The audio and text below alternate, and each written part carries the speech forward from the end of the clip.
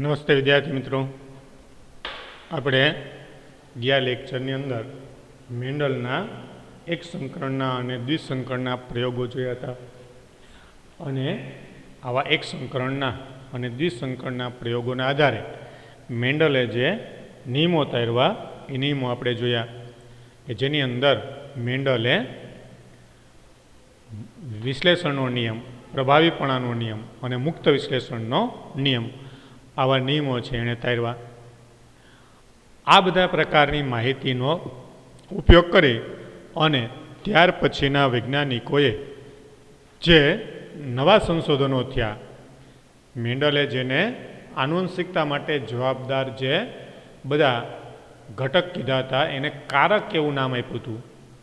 જ્યારે ત્યાર પછી રંગસૂત્રની શોધ થઈ, ડીએનએની શોધ થઈ, એમાં રહેલા જનીનો વિશેની માહિતી છે એ પ્રાપ્ત થઈ.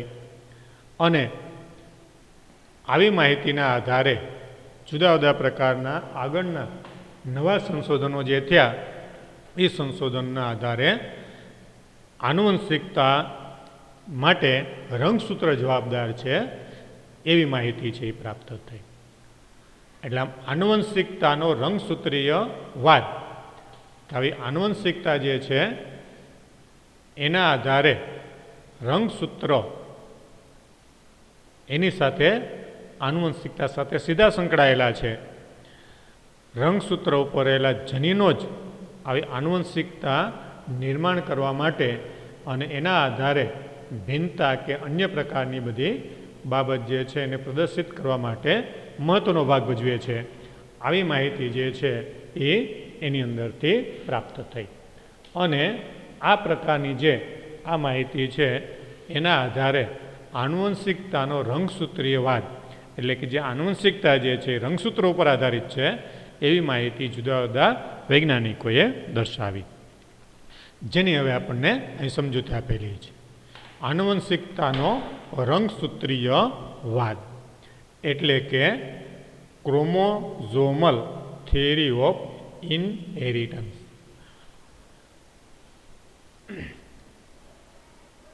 આ જે પ્રશ્ન છે એની અંદરથી આમ તો આપણને મોટે ભાગે ટૂંકા પ્રશ્નો પૂછી શકાય એવા પ્રકારની જ માહિતી છે.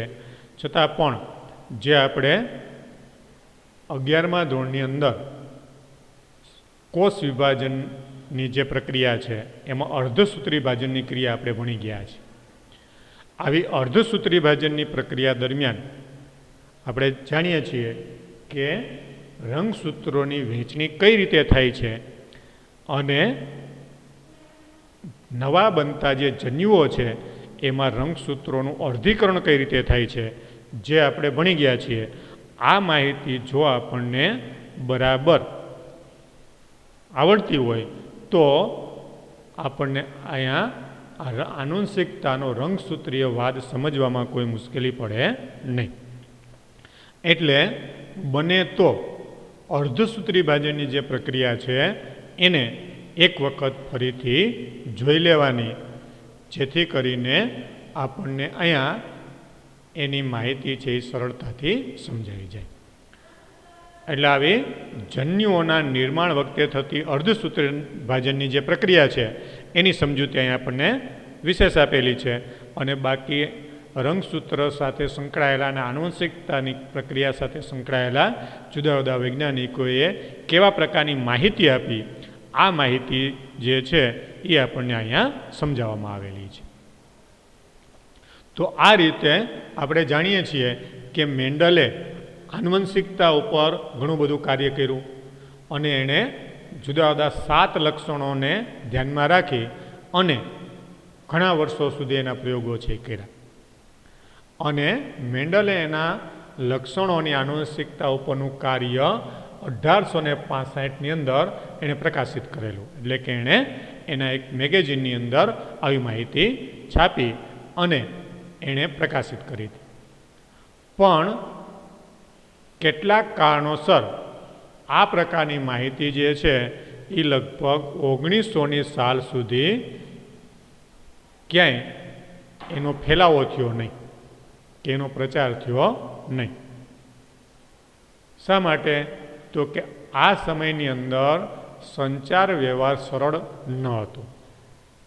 આ સમયની અંદર અત્યારે જે રીતે આવો જે સંચાર વ્યવહાર એટલે કે જે બધી માહિતીની આપલે થવી જોઈએ એ માહિતીની આપલે અત્યારે જે સરળતાથી થાય છે એવી માહિતીની આપલે ત્યારે થતી નહોતી. કારણ કે એવા કોઈ સાધનો નહોતા, એવા પ્રકારના કોઈ ઇન્ટરનેટ નહોતું, કોઈ કોમ્પ્યુટર નહોતા, કોઈ પણ પ્રકારની એવી ફોનની કે એવી મોબાઈલની કે એવી કોઈ પણ પ્રકારના સંદેશા વ્યવહારના સાધનો હજી વિકાસ પામ્યા નહોતા. એટલે એનો કોઈ પ્રચાર થયો નહીં, એના માટેનો કોઈ પ્રચાર થયો નહોતો. એ જ રીતે મેન્ડલે જે આનુવંશિકતાના પ્રયોગો કર્યા હતા એના માટે એણે કારક શબ્દનો ઉપયોગ કર્યો, જે અત્યારે આપણે જેને જનીનો કહીએ છીએ. હવે આવા જનીન એટલે કે કારક માટેની સંકલ્પના એણે જે આપી એના લક્ષણોના નિયંત્રણની સ્થાયી તેમજ અલગ સ્વરૂપની આવા પ્રકારની જનીનો વિશેની કોઈ માહિતી છે એ હજી આ સમયના વૈજ્ઞાનિકો પાસે હતી નહીં. એટલે પહેલું કારણ શું હતું? તો કે કોઈ એવી સંદેશા વ્યવહારની પ્રક્રિયા નહોતી, જેને કારણે આવી સંદેશા વ્યવહારની પ્રક્રિયાના અભાવને કારણે માહિતીનો પ્રચાર ન થયો. બીજી મુશ્કેલી શું હતી? તો કે મેન્ડલે જેને કારક કીધા હતા અને આપણે અત્યારે જેને જનીનો કહીએ છીએ એ જનીનો જે છે એની માહિતી પણ એ સમયની અંદર હતી નહીં. એટલે એનો પ્રચાર ન થયો. એ જ રીતે આવા જનીનો અથવા તો કારકો દ્વારા એના નિયંત્રણની સંકલ્પના એટલે કે એવા એલએલ એટલે કે એવા વૈકલ્પિક જનીનો કે જે એકબીજા સાથે સ્વમિશ્રિત થતા નથી, એવા પ્રકારના એલએલ કે જે વૈકલ્પિક જનીનો છે એ જનીનો ક્યારેય એકબીજા સાથે મિશ્રણ થતા નથી. આ પ્રકારની માહિતી જે છે એ મેન્ડલના સમકાલીન જે વૈજ્ઞાનિકો હતા એને સ્વીકાર્ય નહોતી કે આવા બે લક્ષણો જે હોય એની જે લક્ષણોની આવી જે માહિતી છે એ મિશ્રણ થતી નથી અથવા તો એવા કોઈના વૈકલ્પિક જનીનો હોતા નથી. અત્યારે આપણે ને કોઈ જનીનો છે તો એના કોઈ વૈકલ્પિક જનીનો હોય, પણ આવી કોઈ વૈકલ્પિક જનીનો વિશેની માહિતી ત્યારે એ સમયના વૈજ્ઞાનિકો સ્વીકારતા નહોતા. કારણ કે આ વૈજ્ઞાનિકોને કોઈ જનીનો કે રંગસૂત્રો કે એની કોઈ માહિતી નહોતી. એટલે આ વૈજ્ઞાનિકો શું સમજતા હતા? તો કે પ્રકૃતિની વિવિધતા રૂપે એને જોતા હતા કે આવા વૈકલ્પિક જે લક્ષણો જે છે એ પ્રકૃતિની વિવિધતા છે. જેમ કે ઊંચો છોડ અને નીચો છોડ તો એ પ્રકૃતિના આધારે નિર્માણ થાય છે એવું લોકો માનતા હતા. ત્યારે લોકો એવું નહોતા માનતા કે ઊંચો છોડ અને નીચો છોડ જે છે એ એમાં રહેલા કારક એટલે કે જનીનોના આધારે ઉત્પન્ન થાય છે, એના માટે એમાં જનીનો જવાબદાર છે એવી માહિતી ત્યારે હતી નહીં. પણ એ લોકો શું માનતા હતા? તો કે પ્રકૃતિના આધારે નિર્માણ થાય. એ રીતે બધા જ લક્ષણો જે છે પ્રકૃતિ ઉપર આધારિત છે, એની અંદર કોઈ એવા પ્રકારની માહિતી હતી નહીં.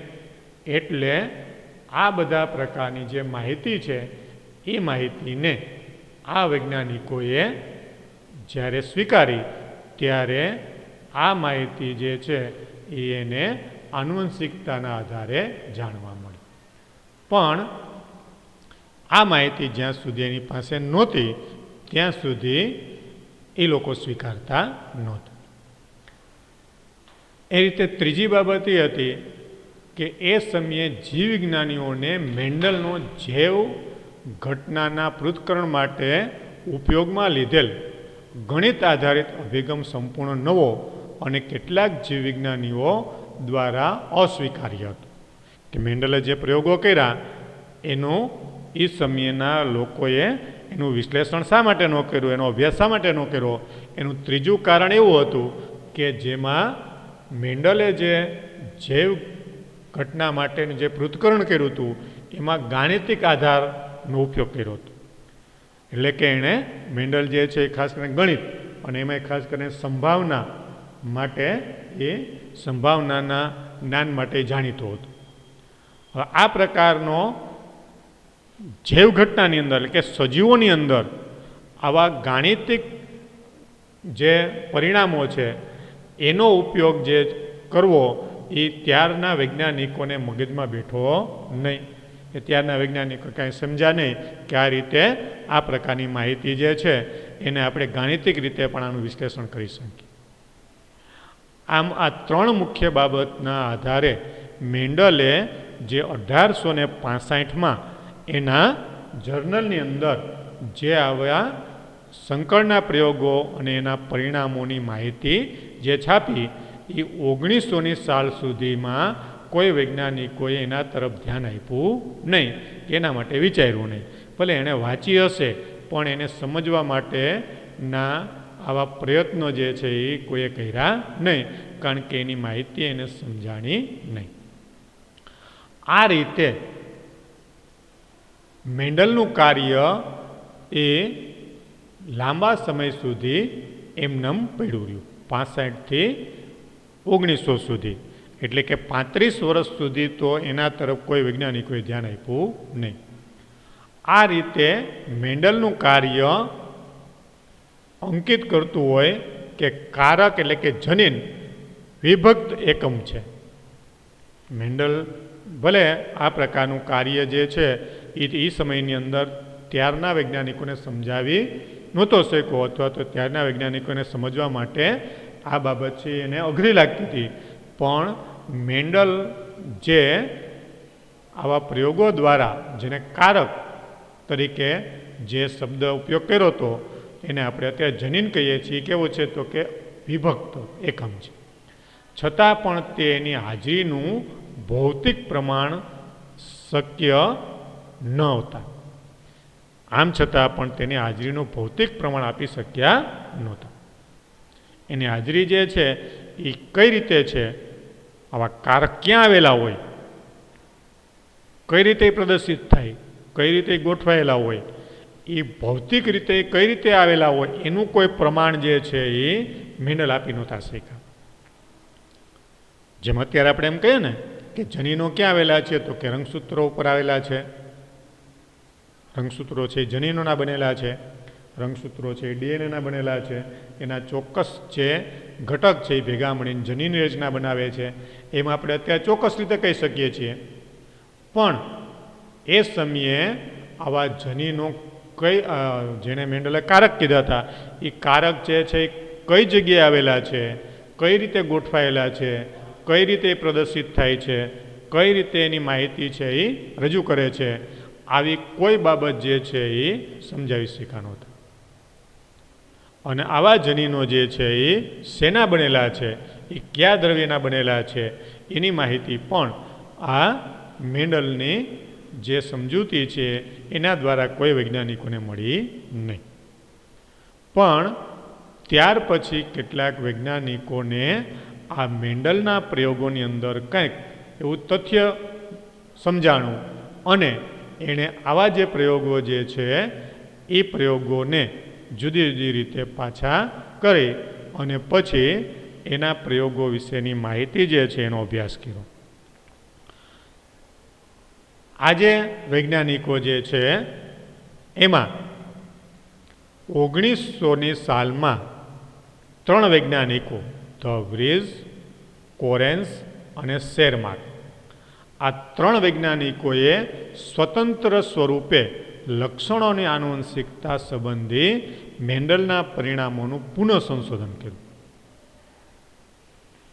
એણે શું કર્યું તો કે આ રીતે 35 વર્ષ પછી આ 3 વૈજ્ઞાનિકોએ ધ વ્રીઝ, કોરેન્સ અને શેરમાર્ક એણે આ મેન્ડલના જે પરિણામો છે એનું પુનઃ સંશોધન કર્યું.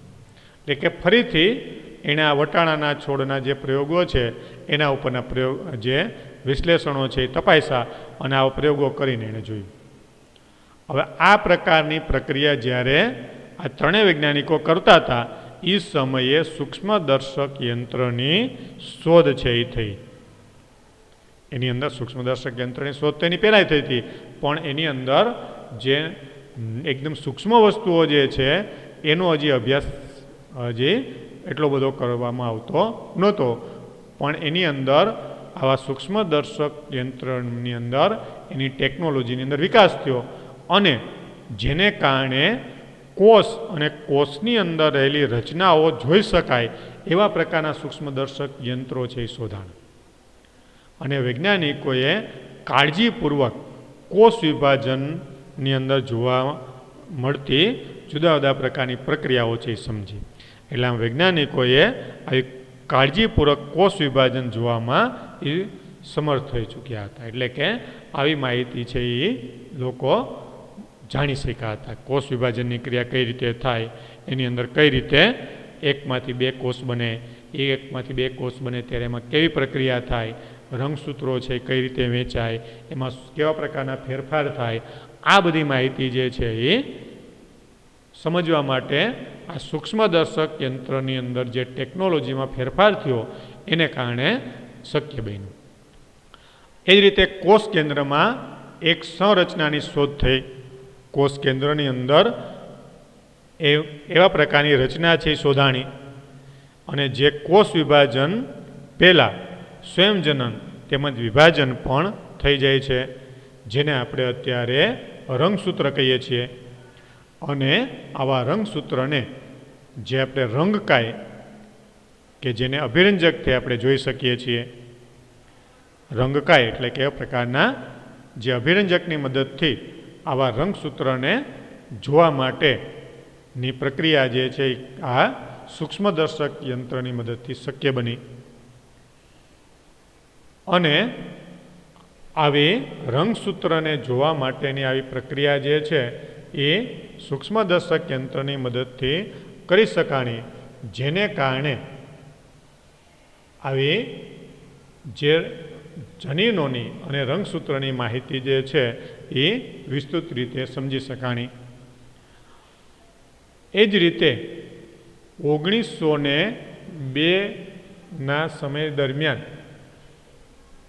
અર્ધીકરણ દરમિયાન રંગસૂત્રોની હલનચલનની ગતિનું જ્ઞાન પ્રાપ્ત થઈ ગયું હતું. જ્યારે અર્ધસૂત્ર વિભાજનની ક્રિયા થાય, આ પ્રક્રિયા દરમિયાન રંગસૂત્ર જે છે એની અંદર કેવા પ્રકારના ફેરફાર થાય, આપણે અર્ધસૂત્ર વિભાજનની ક્રિયા જે છે એને ભણી ગયા છીએ કે જેની અંદર જુદી જુદી જે અર્ધસૂત્ર વિભાજનની પ્રક્રિયામાં અર્ધીકરણ 1 અને અર્ધીકરણ 2ના જે અલગ અલગ તબક્કાઓ આવે એ તબક્કાઓ દરમિયાન એમાં રંગસૂત્રમાં કેવા પ્રકારના ફેરફારો થાય છે, જેમાં આપણે ભણી ગયા છીએ કે અર્ધીકરણ 1ની અંદર પૂર્વાવસ્થા 1 દરમિયાન લેપ્ટોટીન, ઝાયગોટીન, પેકેટીન, ડિપ્લોટીન, ડાયકાઇનેસિસ, આ બધા પ્રકારની જે અવસ્થાઓ છે એની અંદર રંગસૂત્રની અંદર જટિલ પ્રકારની પ્રક્રિયાઓ છે એ ફેરફાર પામે છે. એ જ રીતે આવી માહિતી છે એ પ્રાપ્ત થઈ અને ત્યાર પછી કેટલાક અન્ય વૈજ્ઞાનિકોએ રંગસૂત્ર વિશેની વિસ્તૃત માહિતી આપી, જેમાં ખાસ કરીને વાલ્ટર સટન અને થિયોડોર બોવરી, વાલ્ટર સટન અને થિયોડોર બોવરી નામના બે વૈજ્ઞાનિકોએ જોયું કે રંગસૂત્રોનો વ્યવહાર પણ જનીનો જેવો જ છે. એટલે કે રંગસૂત્રો જે છે એ જનીનોની જેમ જ કાર્ય કરે છે. કારણ કે ત્યારે હજી રંગસૂત્રો ઉપર જનીનો આવેલા છે કે જનીનો છે રંગસૂત્રના બનેલા છે કે રંગસૂત્રો જનીનના બનેલા છે, આવા પ્રકારની કોઈ હજી સંપૂર્ણ માહિતી નહોતી. એટલે આ બંને વૈજ્ઞાનિકોએ એવું કીધું કે રંગસૂત્રોનો વ્યવહાર પણ જનીનો જેવો જ છે. અને આ પ્રકારના જે રંગસૂત્રોનો વ્યવહાર જનીનો જેવો કઈ રીતે છે એનો મેન્ડલના નિયમો રંગસૂત્રોની હલનચલનની ગતિવિધિ દ્વારા સમજાવે. એટલે આ વૈજ્ઞાનિકે મેન્ડલના જે નિયમો છે એને રંગસૂત્રની જે ગતિવિધિ છે કે રંગસૂત્ર જેમ આપણે અર્ધીકરણની પ્રક્રિયા દરમિયાન એમ કહીએ છીએ કે પૂર્વાવસ્થા એક દરમિયાન શરૂઆતમાં બે રંગસૂત્રો જે છે એ પાતળા દોરી જેવા હોય ને પછી રંગસૂત્રો જે છે એ ઘટ બનતા જાય, પછી રંગસૂત્રો જોડમાં સાથે ગોઠવાય, પછી એના વચ્ચે વ્યતિકરણની ઘટના બને, પછી એમાં જનીનોની અદલાબદલી થાય અને નવા બંધાણ ધરાવતા રંગસૂત્રો છે અર્ધીકરણ 2ની પ્રક્રિયા દરમિયાન અસ્તિત્વમાં આવે અને એમાંથી જે જન્યુઓ નિર્માણ થાય એ આપણને આવા અર્ધીકરણ પામેલા અને પુનઃસંયોજિત પામેલા જન્યુઓ છે એ નિર્માણ થતા જોવા મળે. તો આ પ્રકારની જે માહિતી છે એને મેન્ડલના જે નિયમો છે એની સાથે સરખાવવામાં આવે. આ રીતે કોષ વિભાજનની સમભાજન તેમજ અર્ધીકરણ પ્રક્રિયામાં રંગસૂત્રોના વર્તુણકને ધ્યાનમાં રાખી અને તેને સમજી શકાય. આ રીતે સમવિભાજન અને અર્ધીકરણની પ્રક્રિયાની જે આપણે માહિતી મેળવીએ એની અંદર રંગસૂત્રની વર્તુણકને ધ્યાનમાં રાખી અને આપણે આ મેન્ડલના જે પ્રયોગો છે એને સરખાવવામાં આવ્યો. આમ જનીનની જેમ જ રંગસૂત્રો પણ જોડમાં હોય છે. એટલે આપણે જાણીએ છીએ કે જનીનો હંમેશા જોડમાં હોય એમ રંગસૂત્રો પણ જોડમાં જ હોય અને એક જનીનની જોડના બંને એલેલ સમજાત રંગસૂત્રના સમજાત સ્થાન ઉપર આવેલા હોય. અત્યારે આપણે ખબર જ છે કે એક જનીનની જોડના બંને આવા એલેલ એટલે કે વૈકલ્પિક જનીનો તો વૈકલ્પિક કારક રંગસૂત્રના સમજાત સ્થાન ઉપર આવેલા હોય અને આ રીતે આવા જે જનીનો છે એની અંદર જ્યારે એની વહેંચણી થાય ત્યારે મુક્ત રીતે એ વહેંચાય છે અને આ પ્રકારના જનીનોની મુક્ત રીતે જે વહેંચણી થાય એ વહેંચણીના આધારે આપણે અર્ધીકરણની જે પ્રક્રિયા છે એ પ્રક્રિયાની અંદર આપણે ભણી ગયા છીએ કે કઈ રીતે આવા રંગસૂત્રની વહેંચણી થાય છે. તો આપણે જાણીએ છીએ કે અર્ધસૂત્રીય ભાજનની જે પ્રક્રિયા છે એમાં જેને આપણે આંતર અવસ્થા કહીએ છીએ, આંતરાવસ્થા દરમિયાન મુખ્યત્વે G1, S અને G2 આ બે એના 3 તબક્કા આવે, જેમાં ત્યાં G1 અને G2 તબક્કા દરમિયાન એમાં કેટલાક ફેરફારો થાય. એટલે આપણે જાણીએ છીએ કે G1 તબક્કા દરમિયાન આવા રંગસૂત્રો છે એ એકલ સૂત્ર સ્વરૂપે આપણે જોવા મળે. જો એકલ સૂત્ર સ્વરૂપે આવા રંગસૂત્રો આપેલા છે. એ જ રીતે આવી G2 અવસ્થા દરમિયાન રંગસૂત્રો છે એ કેવા બની જાય તો કે એ આવા દ્વિસૂત્રી બની જાય છે. કારણ કે G1 પછીનો જે S તબક્કો એટલે કે જેને આપણે સંશ્લેષણ તબક્કો કહીએ છીએ એ સંશ્લેષણ તબક્કા દરમિયાન આવા રંગસૂત્રની અંદર નવી રંગસૂત્રિકાઓ સંશ્લેષણ પામે છે અને એટલા માટે જ આપણે એમ કહેતા હતા કે G1 તબક્કા દરમિયાન રંગસૂત્રો જે છે એની અંદર રંગસૂત્રિકાઓ જે છે એ ડબલ થઈ જાય છે.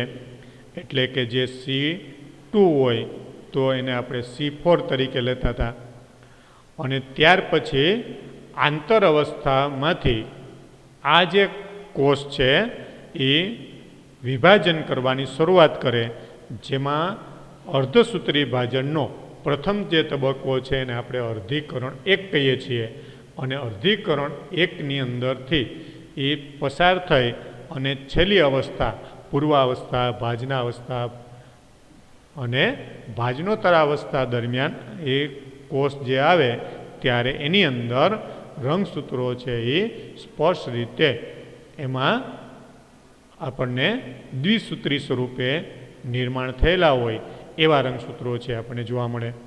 અને આવા જે રંગસૂત્રો જે છે એ ભાજનોત્તર અવસ્થા દરમિયાન છૂટા પડી અને આ રીતે જુઓ ઉપરને આ એરો જે છે એ આ બે બાજુનો આપણે એ રીતે દર્શાવે છે કે બંને ધ્રુવો તરફ ગતિ કરે છે અને એના આધારે આપણને આવા એકમાંથી આવા બે કોષ નિર્માણ થયેલા જોવા મળશે.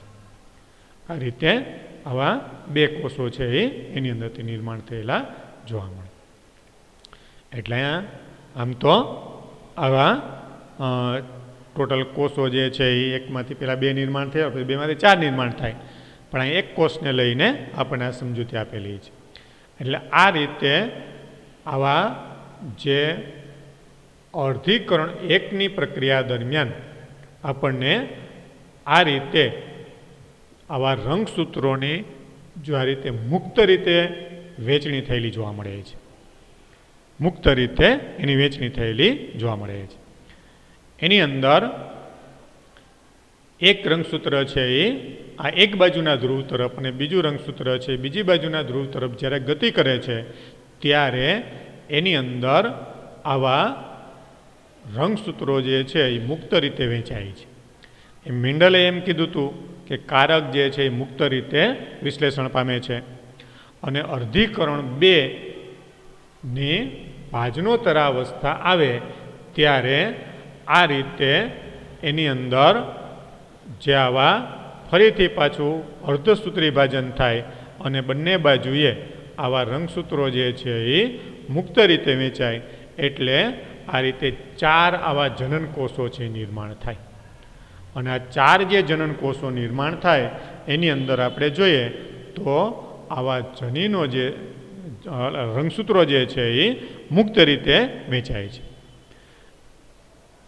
એટલે આ રીતે ચાર શક્યતા ધરાવતા આવા ચાર કોષો કે જેને આપણે જનન કોષો કહીએ છીએ, કારણ કે અર્ધસૂત્રી વિભાજનની ક્રિયા દરમિયાન હંમેશા જનન કોષો જ નિર્માણ થાય. એટલે આવા ચાર જનન કોષો ધરાવતા આવા કોષો છે એ અસ્તિત્વમાં આવે છે. અને આ રીતે આપણને આવા ચાર જનન કોષો નિર્માણ થાય એમાં રંગસૂત્રો મુક્ત રીતે વહેંચાય છે એવા પ્રકારની માહિતી જે છે એ આ વૈજ્ઞાનિકોએ સમજાવી. આ પ્રકારની માહિતી છે એ આ વૈજ્ઞાનિકોએ સમજાવી. અને આ જે માહિતી જે છે એની અંદરથી આ વૈજ્ઞાનિકોએ અહીંયા એવા પ્રકારની માહિતી આપી કે રંગસૂત્રો અને જનીનો જે છે કઈ રીતે અહીંયા આપણને એની સામ્યતા જોવા મળે છે. આવી જે આપણે કીધું ને કે જે આ વૈજ્ઞાનિકોએ શું કીધું હતું તો કે રંગસૂત્રો અને જનીનો જે છે એ સમાન છે એવા પ્રકારની માહિતી જે છે એ આપવામાં આવી. તો આવા રંગસૂત્ર અને જનીનની વર્તણૂકની સરખામણી કરી, કારણ કે ત્યારે આપણને એવો ખ્યાલ નહોતો કે રંગસૂત્રો ઉપર જ જનીનો આવેલા છે. તો રંગસૂત્ર અને જનીન એની એ માહિતી આપણને આપેલી છે. તો પહેલું જે આ જે છે એની અંદર આપણને આ રંગસૂત્ર અને બીજું જે કોષ્ટક જે છે બી જે છે એમાં જનીન, તો બે વિશેની જે સરખામણી કરવામાં આવી તો આ રંગસૂત્રો જોડમાં હોય અને જનીનો પણ જોડમાં હોય. જ્યારે જન્યુ નિર્માણ થાય એ સમય દરમિયાન એવી રીતે વિશ્લેષણ પામે છે કે જન્યુઓની પ્રત્યેક જોડમાંથી માત્ર એક જ જન્યુમાં એ પ્રવેશી શકે. જો આપણે આગળ જોયું ને કે આવા જે રંગસૂત્રો જે છે એમાંથી એક જન્યુની અંદર કોઈ જોડમાંનું એક જ રંગસૂત્ર હોય. બે રંગસૂત્ર ક્યારેય એક જન્યુની અંદર હોતા નથી. એ જ રીતે જન્યુ નિર્માણ દરમિયાન વિશ્લેષણ પામે છે અને જોડમાંથી માત્ર એક જ જન્યુને પ્રાપ્ત થાય. એટલે જનીને એક જ જન્યુને પ્રાપ્ત થશે. બે જન્યુઓ એટલે બે જનીનો હોય તો એમાંથી એક જનીન છે એ એક જન્યુમાં જશે અને બીજું છે એ બીજામાં જશે.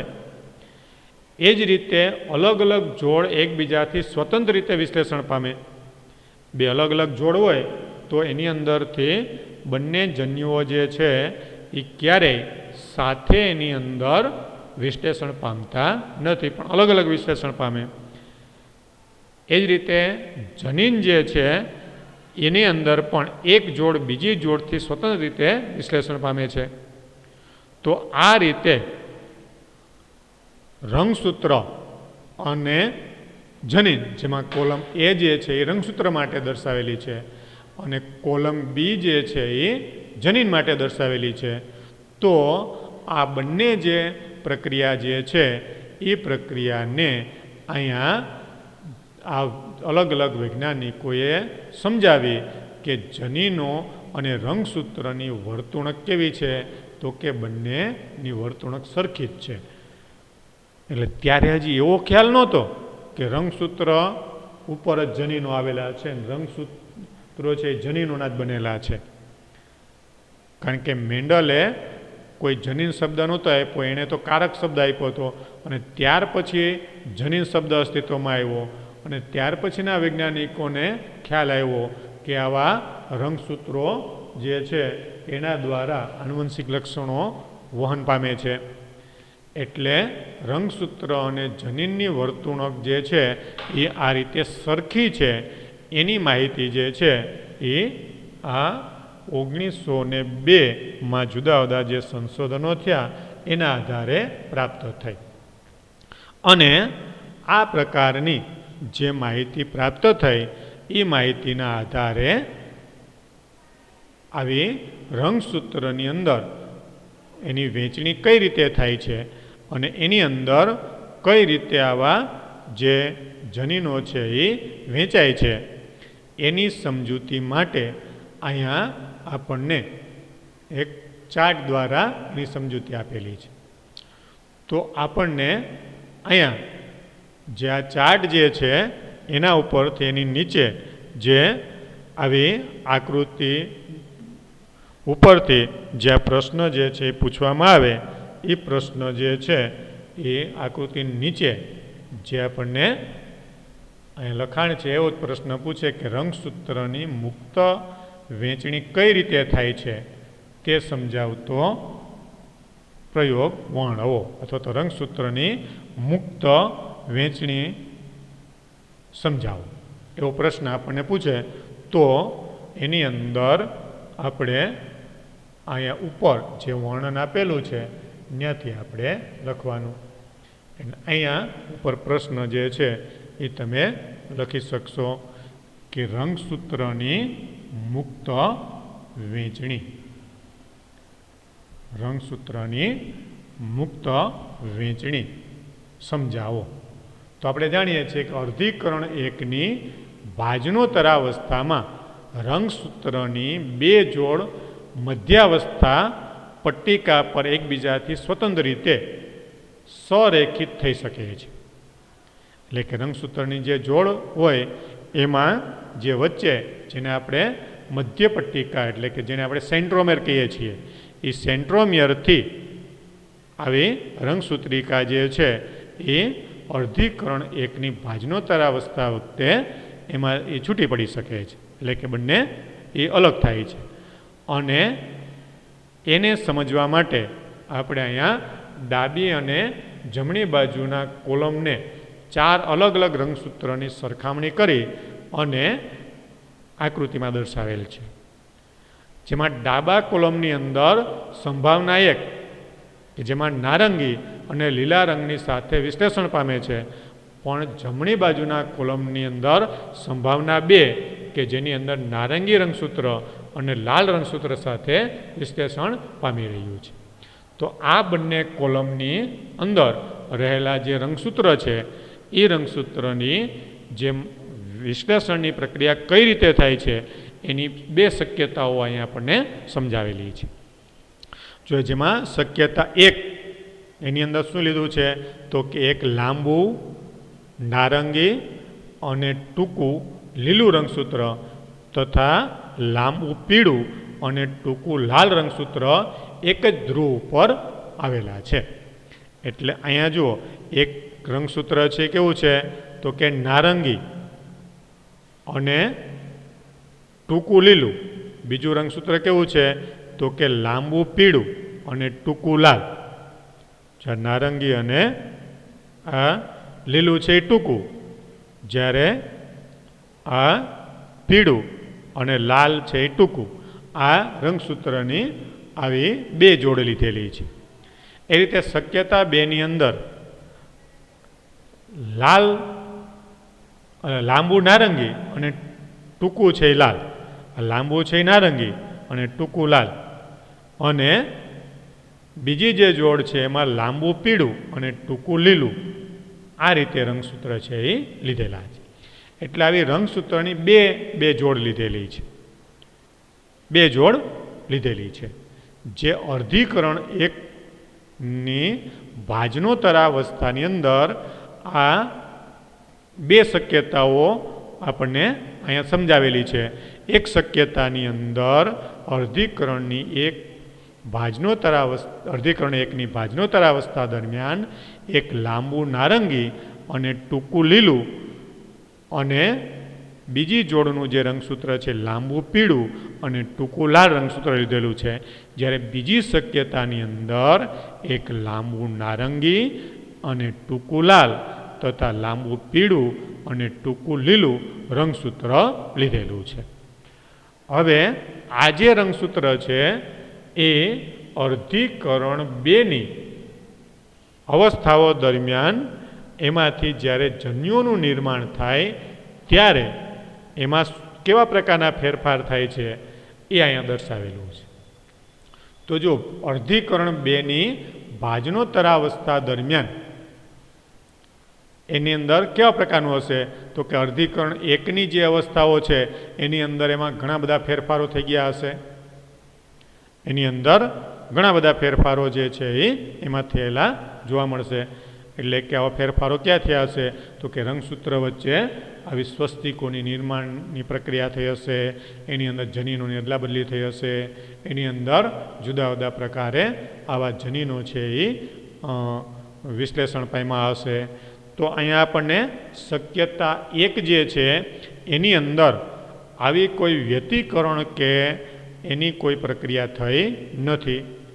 એટલે અર્ધીકરણ બેની ભાજનોત્તરાવસ્થાની અંદર જે આવા રંગસૂત્રો છે અને એમાંથી જે જનીનો નિર્માણ થાય એ જનીનોની અંદરથી જનનકોષ રંગસૂત્રો જે છે એ જનનકોષોની અંદર વેચાય ત્યારે આપણને જે પિતૃ જે કોષ હતો એના જેવા જ ચારેય જનનકોષો નિર્માણ થશે. જો આ પિતૃ જેવા જ રંગસૂત્ર ધરાવતા જનનકોષો નિર્માણ થશે. એટલે કે એની અંદર કોઈ શક્યતાઓમાં ફેરફાર થયો નથી. એ જ રીતે અર્ધીકરણ બેની અંદર જનનકોષો જે છે એની અંદર પણ જે પિતૃ હતા એના જેવા જ આવા રંગસૂત્રો જે છે એ નિર્માણ થયેલા જોવા મળશે. એટલે કે જનીનો જે છે એ જનનકોષોની અંદર મુક્ત રીતે આ રીતે વેચાય છે. જે મેન્ડલે કીધું હતું ને કારકો મુક્ત રીતે વેચાય છે, એમ ચારેય જનનકોષોની અંદર એ મુક્ત રીતે વેચાય. જો આપણે એને વિસ્તૃત રીતે અહીંયા સમજીએ તો આ રંગસૂત્ર છે એ આ જનનકોષની અંદર આવ્યું, આ છે આની અંદર આવ્યું, આ રંગસૂત્ર આની અંદર આવ્યું, આ છે એ આ જોડ છે આની અંદર આવી, આ રંગસૂત્રની જોડ આમાં આવી, આ છે આમાં આવી. એ રીતે આ રંગસૂત્રની જોડ આ જનનકોષની અંદર આવી, આ છે એ આની અંદર આવી. તો આ રીતે આવા જે જનીનો છે એ રંગસૂત્ર ઉપર આવેલા છે એવી માહિતીને સમજવા માટે આવી કોઈ બે શક્યતાઓને ધ્યાનમાં રાખી અને રંગસૂત્ર મુક્ત રીતે વિશ્લેષણ પામે છે. પછી ગમે એ હોય, જો પહેલી શક્યતાની અંદર એક રંગસૂત્ર સાથે એટલે કે જે આપણે નારંગી રંગસૂત્ર છે એની સાથે લીલું લીધું અને પીળાની સાથે લાલ લીધું, જ્યારે બીજી શક્યતાની અંદર નારંગીની સાથે લાલ અને પીળાની સાથે લીલું લીધું, પણ એની અંદર આવી મુક્ત રીતે વહેંચણી થયેલી જોવા મળે છે. તો આ રીતે રંગસૂત્રની આવી મુક્ત જે વહેંચણી થાય છે એની માહિતી છે એ જુદા જુદા આવા મેન્ડલ પછીના વૈજ્ઞાનિકોએ કરેલા પ્રયોગોના આધારે એને સમજવા મળી. અને આ પ્રકારની જે માહિતી છે એ માહિતી જ્યારે જુદા જુદા વૈજ્ઞાનિકોને મળી અને એની અંદર રંગસૂત્ર ઉપર રહેલા જનીનો જે છે એ મુક્ત રીતે વેચાય છે અને રંગસૂત્રો પણ મુક્ત રીતે વેચાય છે એવી સંપૂર્ણ માહિતી છે એ આપવામાં આવે. અને ત્યાર પછીના કેટલાક જે વૈજ્ઞાનિકો છે એ વૈજ્ઞાનિકોને આગળ ઘણા એવા સંશોધનના આધારે આનુવંશિકતા વિશેની આગળની માહિતી મળી. અને આવી જે માહિતી મળી એ માહિતી કઈ રીતે પ્રાપ્ત થાય, આનુવંશિકતાનો રંગસૂત્રીય આધાર ધીમે ધીમે કઈ રીતે સ્પષ્ટ થતો જાય છે એની વિશેષ હવે આગળ માહિતી જે છે એ આપણે નેક્સ્ટ લેક્ચરની અંદર જોઈશું.